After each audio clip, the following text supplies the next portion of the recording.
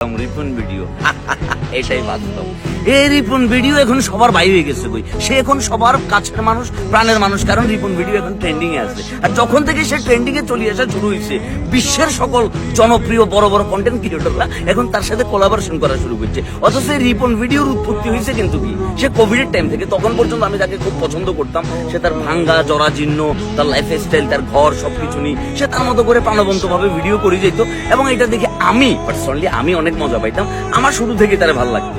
অনেকেই তখন নাক ছিটকাইছে, কিন্তু এই রিপন ভিডিও এখন আস্তে আস্তে কি তার সহজ সরলতা দিয়ে মানুষের এতটাই মুগ্ধ করছে, এখন বাকি এলার উঠালা এগুলো কি মাল কামেবার ধান্দায় রিপন ভিডিওর হলো দিনের ভিতরে 10টা করে রিলস মারে।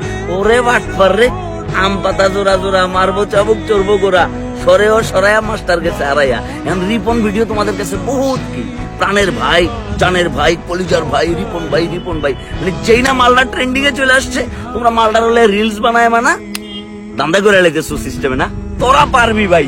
তো তখন তোরা আহস নাই কেন? তখন তোরা কইছিলি, তখন তো এখন তোরা যারা করতেছস তখন তো তোরাও মার্কেটে ছিলি, তখন তো তোরা রিপন ভিডিওরে ডাকস নাই, তখন তো ক্লাস যাইবো গা, তখন তো জাত নষ্ট হয়ে যাবে গা।